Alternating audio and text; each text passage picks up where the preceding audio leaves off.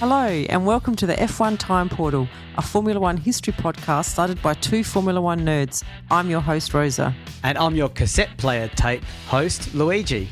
And today, we're taking you back to the final part of the 1963 season. Let's go. The cassette player.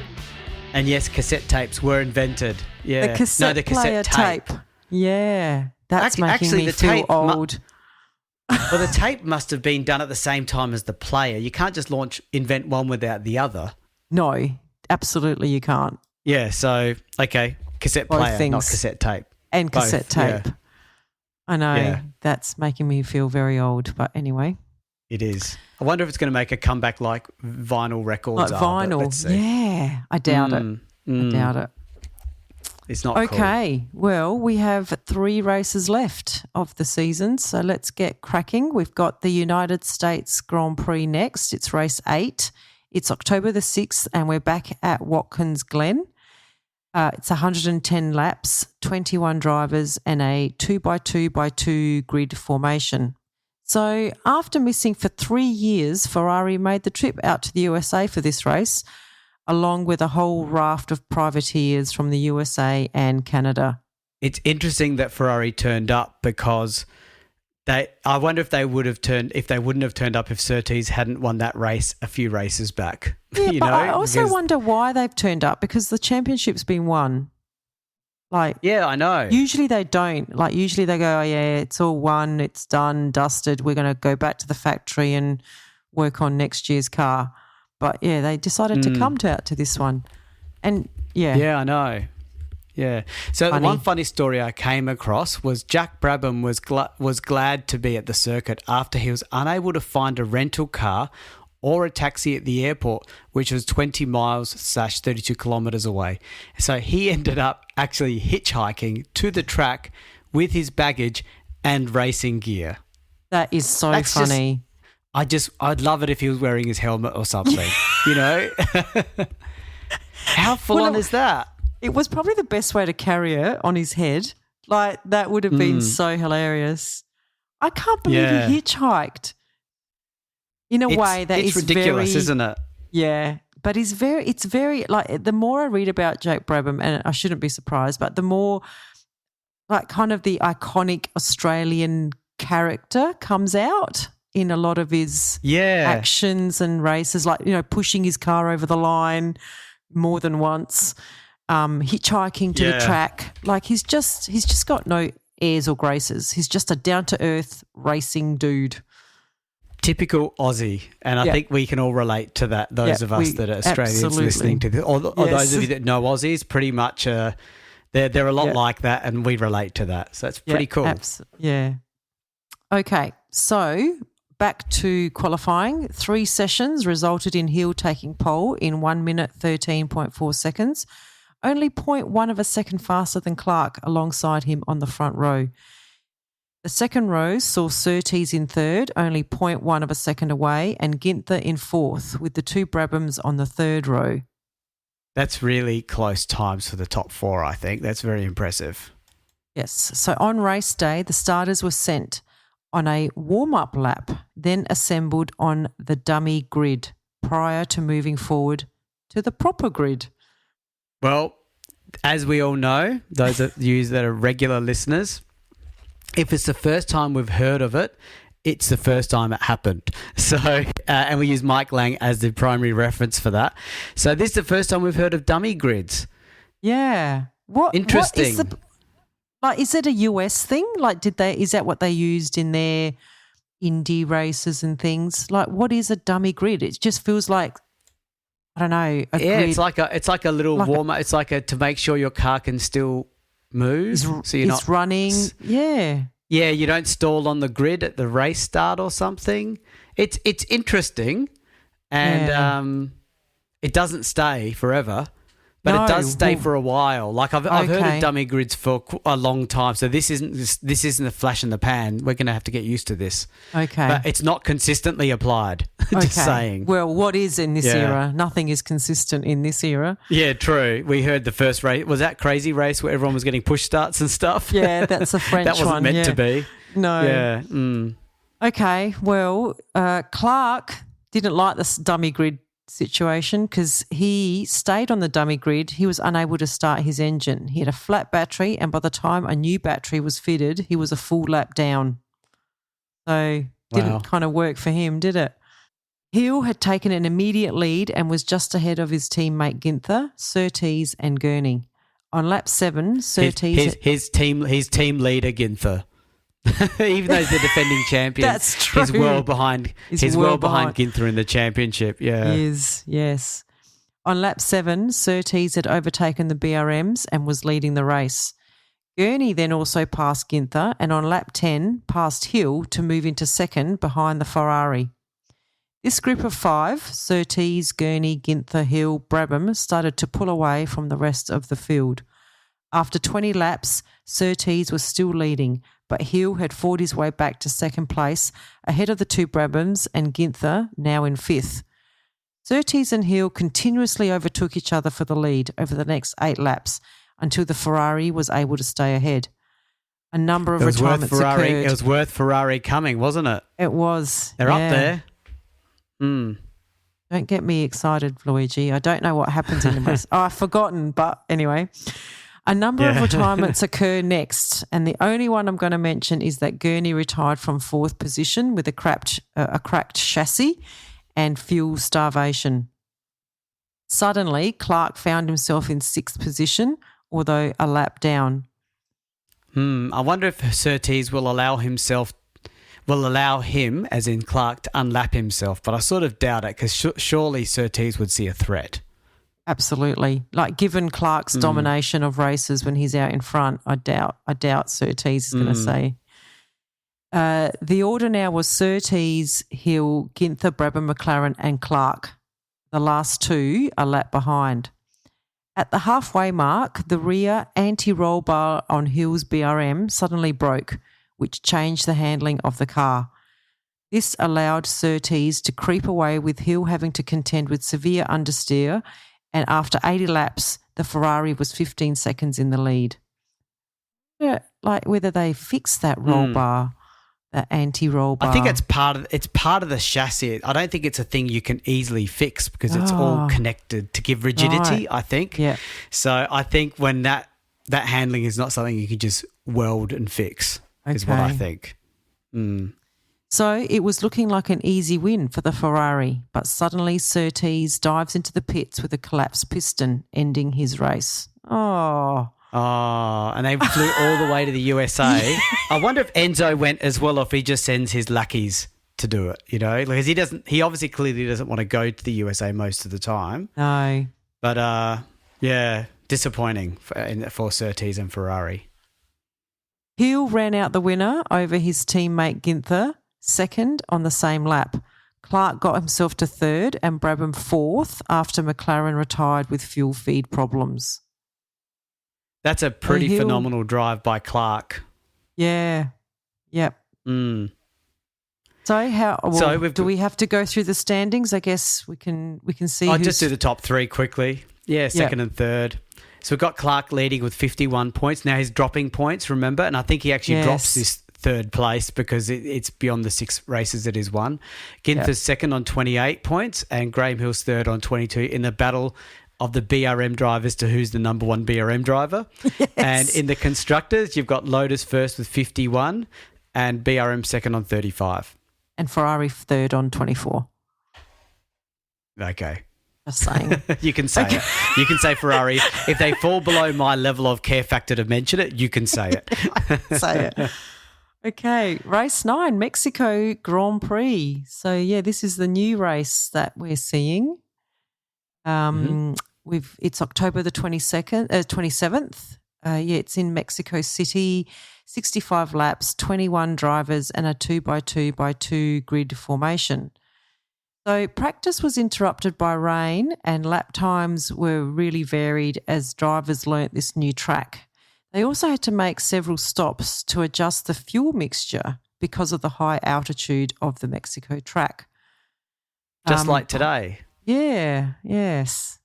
Pole eventually went to Clark with a time of 1 minute 58.8 seconds, with Surtees alongside him on the front row and Hill lining up 3rd alongside Gurney on the second row.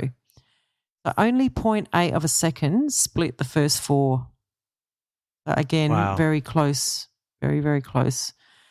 Clark made a splendid start. Now, that's not my words. That's Mike Lang's words. On race day, under overcast he's a total skies. Clark lover. Yeah, he is. He's a Clark lover, and he's adopted Clark to replace his Moss love. Yes, Hill didn't make it. Hill didn't make it on the Mike Lang love list. He even dissed. In my mind, he even dissed Hill when he talked about the crowd was there for Clark. Yeah.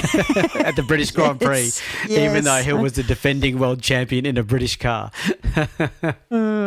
Anyway. Mike Lang can contact us. I still haven't looked up if he's actually still around, Luigi. I should do that. I doubt it, judging by the fact that his picture looked middle-aged back when he wrote it. Yeah. He could be. Yeah. So, yes, anyway. Clark was in the lead and he took an immediate lead over Surtees, Gurney, McLaren, Ginther and Brabham. Hill was down in 8th place, having problems sorting his gears at the start. On lap 2, Gurney overtook Surtees and Ginther passed McLaren. On lap 3, Brabham also got past McLaren and 2 laps later he passed Ginther to get up to 4th place. Surtees was very unhappy with the understeer in the Ferrari, so he pulled into the pits to let some air out of the tyres, which was really quick, but the engine refused to restart, and after being push-started, the car had to be disqualified. That is so annoying. It's a bit unfair for Surtees, given the mayhem that occurred in France where there were a number of push starts and no disqualifications. That's Suddenly right. he's disqualified and it just seems erratic, inconsistent and unfair. Yes. And I found it interesting that they had, did they have to turn off the engine to let the tyres down? Or did they, I don't know. Is that a good rule? question. Why did they have to turn off the engine in the pits, or did it just stall? I don't know. I found that. Yeah. Something doesn't sound right, does it? No. At half distance, Clark had a 48-second lead over Gurney. Jeepers. Gurney's car, however, was being starved of fuel again, which allowed Brabham to catch up, and on lap 34, they swapped places, with Gurney losing further places to Hill and Bonnier. Ginther remained in 4th while McLaren retired from 5th with a broken engine, promoting Hill in 5th position despite having to hold his gear lever while driving. So in the end... We're hearing that a bit lately. And gear levers that need to be held into position. Yeah. And I would have thought that the gear lever was attached to the gearbox. So, yeah, very poor gearbox performance right now. So in the end, Clark won comfortably. Brabham was 2nd and Ginther 3rd on the same lap, but 2 minutes behind. Hill finished 4th, 1 lap down. So this was Clark's 6th win, his 6th fastest lap and his 6th pole position of the 9 races so far this season. That is such domination, isn't it? Yeah. And considering there were a lot of and considering how many retirements there have been this season, that Lotus is remarkably holding up. Yes. But a great effort by Hill to finish 4th from 8th on the grid and holding onto his gear lever for half the race. I mean, that would not have been easy. No. Yeah. Shout out to him. Yeah. Okay. So Clark leading on the Drivers' Championship, 54 points. He had 64. Ginther 2nd on 29. And Graham Hill 3rd on 25. And in the constructors, we've got Lotus on 54. 2nd is BRM 36 and Ferrari in 3rd on 24. And poor Surtees, he could have added to that. And I know. Yeah. Yeah. They may have had a sniff of 2nd from BRM potentially. Maybe. That's right.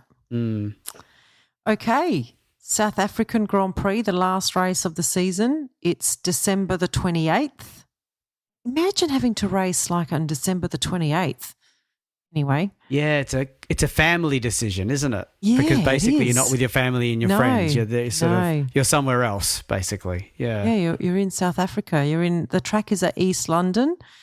It's 85 laps, 20 drivers and a 3x2x3 grid formation. So this race takes place a full 2 months after the Mexican Grand Prix. All the way out to South Africa. Big flight. And I guess with the championship sewn up, no one was anxious waiting for this race. Not like other races where we've had finales. Yeah. There's a 2-month gap for the finale. Yeah. That's right. And I think Moss was leading and he had to sweat it out for 3 months or something waiting for the race to happen. Yeah. Yes, not so here. So practice took its usual pattern with Clark setting pole in 1 minute 28.9 seconds and the two Brabhams of Brabham and Gurney joining him on the front row with 0.2 of a second separating the three. The two Ferraris of Surtees and Bandini took their places on the second row. Race day was hot and the cars formed up on the dummy grid. Another dummy grid. Yeah. With just 30 seconds to go, moved forward onto the grid proper. I'm starting to think about why there is this dummy grid, and I think it's because of the static starts meant more push start risk by outsiders, which is obviously a very serious issue sometimes with the races. Yeah. And so that's the number one most sacred rule of all in F1. It's not drivers being injured or dying or spectators injured or dying. It's about a push start. That's the number one thing that can never be broken. And I think the dummy grid, maybe that was their way of stopping push starts. Maybe after the France debacle, maybe after that race, they go, what are we going to do to stop this debacle from happening? And they introduce dummy grids. Yeah. Okay. That's our theory anyway. That's my theory, yep. As the flag fell and the cars shot down the main straight, Brabham took the lead. By the end of the lap, however, he was third, as both Clark and Surtees had made their way past him. Taylor also had a good start and was in fourth, just ahead of Gurney, Bandini in the Ferrari, Ginther in the BRM, McLaren and Hill. Gurney and Brabham then went on a charge and passed Taylor on lap 2 and then Surtees on lap 6. By lap 10, Clark was 8 seconds clear of Gurney, now in second, as Brabham's engine started having issues. Taylor spun and dropped him from 5th to 10th as McLaren, Hill, Ginther, Bandini and Mags all got past him. After 15 laps, Clark's lead was out to 12 seconds and Brabham was losing ground, having been repassed by Surtees and Hill.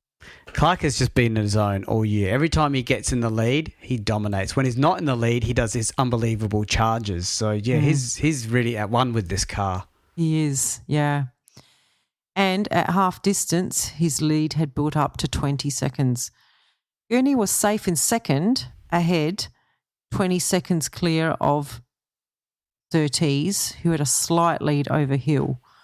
On lap 44, however, the Ferrari engine died and Surtees coasted into the pits and out of the race. I have to feel sorry for Ferrari because they've actually had not a bad car that's sort of been up there in the top three most of the time. It's just they've had quite a bit of unreliability. So, they have. Poor Surtees. At the same time, Ginther's drive shaft broke, so he also retired. Yes, it's a lot of retirements again. Anyway, there's another one because Brabham spun on lap 71 and had to retire with a split fuel tank. Clark cruised to his seventh. That sounds scary. A split fuel tank sounds scary to me because a split fuel tank means fuel. Yeah, flammable liquid everywhere. Exactly. And exposure to hot engine, which is right next to it or thereabouts. Exactly. So, yeah. Clark cruised to his 7th win of the season, claiming a new record, which I think sat with Ascari. Oh, no, you have to correct me on that one, Luigi. And Gurney finished second, Hill third, and McLaren fourth. Yeah, so a bit of a normal race, I'd say, the way it sounds. So championship final results, Clark wins it with 54 points, but actually scores 73. Wow. 73 just sounds like such a big number, doesn't it? Yes. So, yeah, and considering Graham Hill was second, he wins the BRM battle of number one team player with 29 points. Richie Ginther also got 29 points, but he actually scored 34 but had to give up points. So he was being punished for his consistent reliability of being up there. So does Graham Hill actually win that then, Luigi? Like they both finished on 29, but Ginther had 34. I think it's because Graham Hill wins a race. I think Graham Hill won the first race, didn't he? So yeah, he did. That gave him the win. Because if you draw, it's the best result of the season. It's the best result. So, yeah. Okay. Yeah. So Surtees comes fourth, and he could have easily have come second if it wasn't for unreliability in that Ferrari, and Dan Gurney fifth in the Brabham.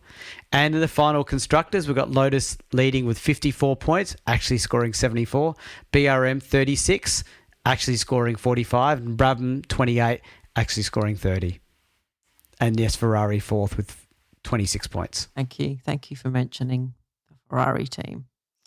Yeah, so that's it. A runaway season by Jim Clark in the Lotus. What did you think, Luigi, of this season? Yeah, well, I had a few highlights. Like one of them was Eamon being the youngest driver to be a F1 starter until Alonso beat his record, and also Brabham borrowing a Lotus from Colin Chapman.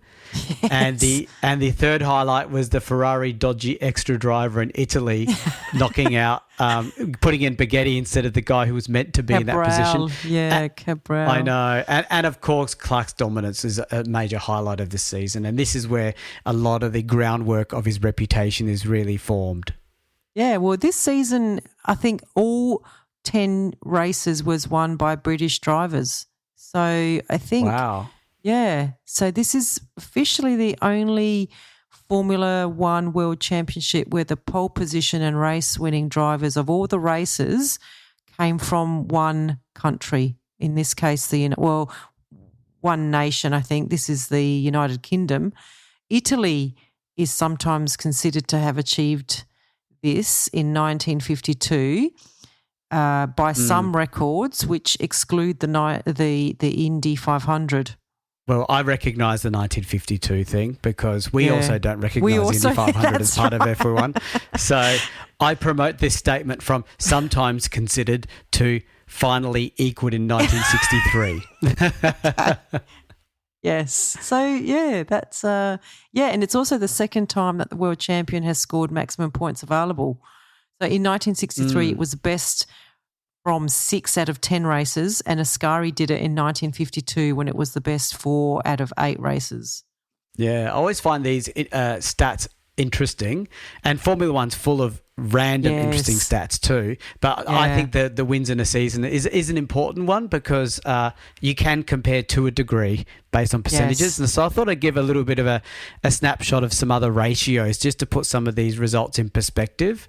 So Clark's record number of wins in a season was not equalled until Prost won 7 races in 1984, driving a McLaren. And it was not beaten until 1988 when Senna won 8 races in a McLaren. And in that particular season, Prost also won 7 races in 1988. So McLaren won 15 of the 16 races. However, unlike 1963, which only consisted of 10 races, both the 84 and 88 seasons consisted of 16 races. Okay. So Clark had a much superior winning ratio. Clark's ratio is easy. 7 out of 10 is 70%. Yeah. Prost got 43.75% in both 84 and 88, and Senna got 50% in 1988. However, this is all put into perspective with Max's 19 wins in 2023, which set a record that I don't think will ever be beaten of 86%. I mean, to win 86% of the races in a season, I really don't think so. But it's hard to see never say never. That's true. I agree. It's hard to see that record ever falling. But I guess they would have said the same of every record set at every era. But 86% is huge. Like, that is massive. Correct. And just to flag, the record when Senna got 50% in 88, that has been challenged and passed since then. But I was just jumping to the latest record and the records that finally knocked off Clark. So that's what I mean. It took till 88 for someone to actually win more races in a season than Clark in absolute value of 8 versus 7, but the ratio was much lower. Yeah. So I'm really excited to see. I know about 1964. I've already written the race review, and all I can say is it's an awesome finale. And Rosa, if you think that you had that messy race, middle of this season, I can't remember which race it was now. The French one. The French Grand Prix, I believe I've got a race that's even more messier and confusing than that, and it has the most unbelievable outcome. So Okay. Well, 64 is a really good season. Okay. Well, I haven't read your notes yet, so I have to get onto that and make sure. I'm going to, you know how I usually give you little tips about how to improve your notes and where you don't say things in the right order? I might not do that this time, Louis. It's going to be red cards from me. No. You have to be professional. It has to happen in the scene. If you give me a red card in the notes, I can't remove that. So we've got to be above board. Well, then that means I'm just going to have to keep them all to myself until we record. And surprise me. Okay, that's fine. I take you on. No, we're only kidding. Yeah, well, it sounds like 1964 is going to be exciting. So, I'm looking forward to it. I wonder who's going to rise to the top. Is it a red car, Luigi?